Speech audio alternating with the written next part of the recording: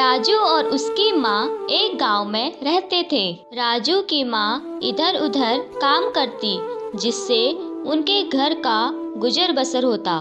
एक दिन वह राजू से बोली, बेटा, तू हमारी गरीबी देख ही रहा है, क्यों ना कहीं तू कुछ काम कर ले जिससे हमारे घर की हालत सुधर जाए। ठीक है माँ, मैं कल से काम की तलाश में जाता हूँ।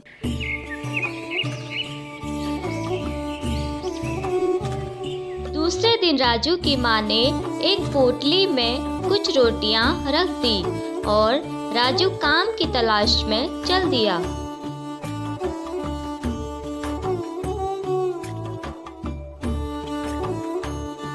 वह काम की तलाश में काफी जगह घूमा, लेकिन उसे कहीं भी कोई काम नहीं मिला। राजू फिर आगे चलता रहा। चलते चलते बहुत दूर आ गया हूँ, थोड़ा आराम कर लेता हूँ। न जाने अभी कितना आगे जाना है। उसने एक कुआं देखा और वहीं एक पेड़ के नीचे बैठ गया। उसे घूमते घूमते बहुत तेज भूख लग चुकी थी। आज मैं बहुत रोटियां खाऊंगा, मुझे बहुत भूख लगी है, बहुत बहुत ज्यादा। मैं 1 खाऊंगा, 2 खाऊंगा, 3 खाऊंगा, 4 खाऊंगा और 5 भी खाऊंगा और 6 भी और 7। मैं सब खा जाऊंगा, कुछ भी नहीं छोड़ूंगा, मैं सब खा जाऊंगा। पास के कुएं में 7 भूत रहते थे। उन्होंने यह सुना तो वह डर से कांपने लगे। अरे अरे, यह कौन आ गया? यह तो हमें खाने की बात कर रहा है। अरे आज तो गए हम सब। अरे अरे, यह कौन आ गया हमसे बड़ा? लगता है आज हमारी खैर नहीं। इस कुएं से भागने का तो कोई रास्ता भी नहीं है। अब हम क्या करें? इसका अब एक ही उपाय है, इनकी भूख हमें शांत करनी होगी, तभी हम बच पाएंगे। चलो चलो, इनकी भूख शांत करने का कोई उपाय करते हैं। हाँ हाँ चलो।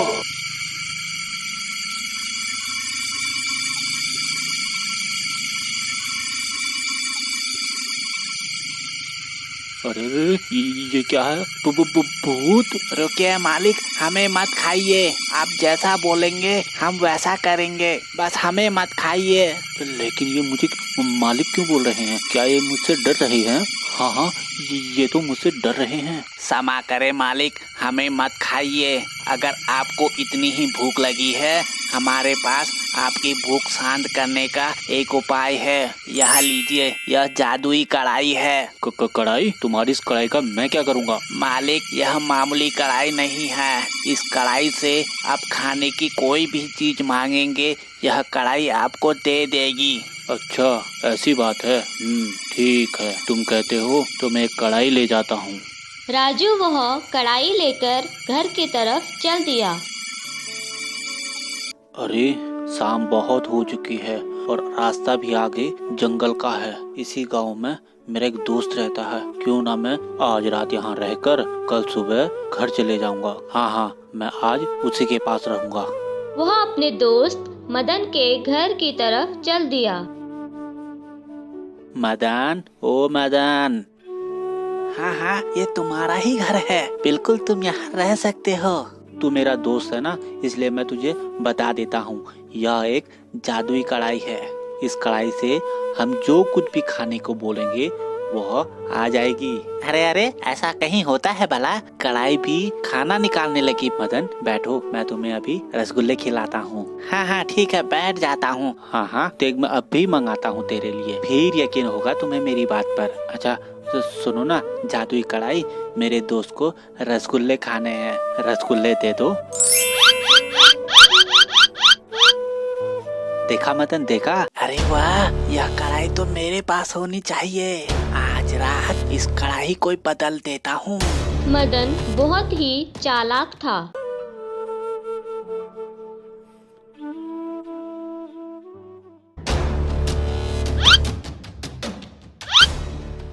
ठीक है मदन, मैं अब चलता हूँ। दूसरी सुबह राजू मदन से विदा लेकर घर की तरफ चल दिया। माँ, ओ माँ, देखो मैं क्या लाया हूँ। माँ, यह जादुई कढ़ाई है। इसे खाने को जो कुछ भी बोलोगे यह सब देता है। जादुई कढ़ाई? दिखा तो कैसी जादुई कढ़ाई लाया है, जरा मैं भी तो देखूं। बैठो माँ, बैठो। मैं अभी तुम्हें गर्मा गर्म खीर खिलाता हूँ। जादुई कढ़ाई, इस बार मुझे खीर चाहिए। अरे यह क्या?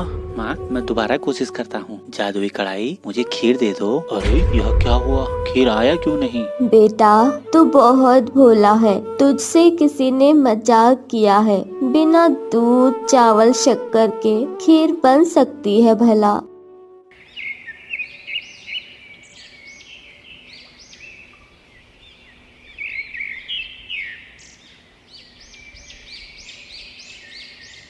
राजू दूसरे दिन फिर से उसी कुएं की तरफ चल दिया।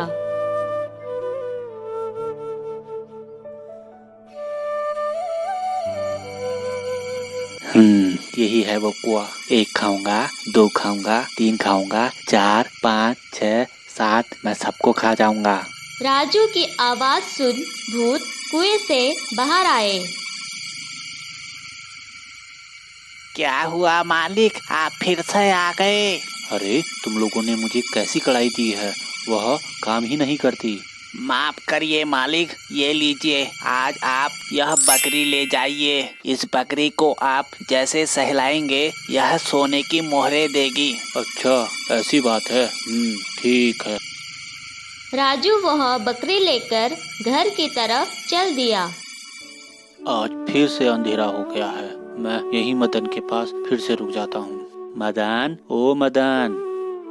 अरे वाह, आज फिर से, वाह वाह वाह वाह, कल की तरह इस बकरी को भी बदल दूंगा। यह एक जादुई बकरी है। इसे सहलाने से इसके मुंह से सोने की मोहरें निकलती हैं। आजा आजा आजा, मुझे खूब सारे सोने की मोहरें दे दे। अरे राजू, वाह वाह, ये तो सच में ही सोने की मोहरें देने लगी।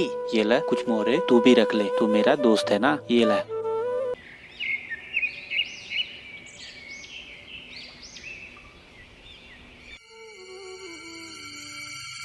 मदन ने वह बकरी भी बदल दी।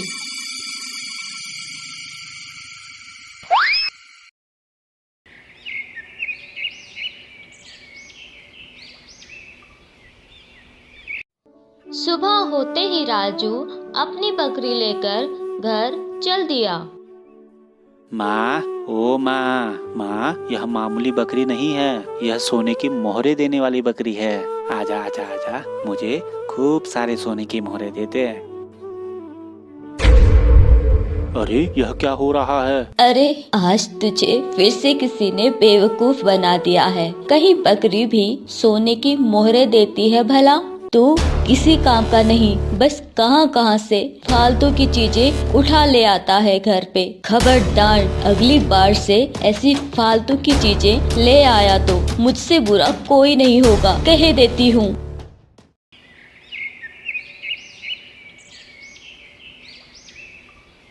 अगले दिन राजू फिर से गुस्से में बड़बड़ाता कुएं की तरफ चल दिया। अरे कहाँ हो? निकलो सबके सब बाहर।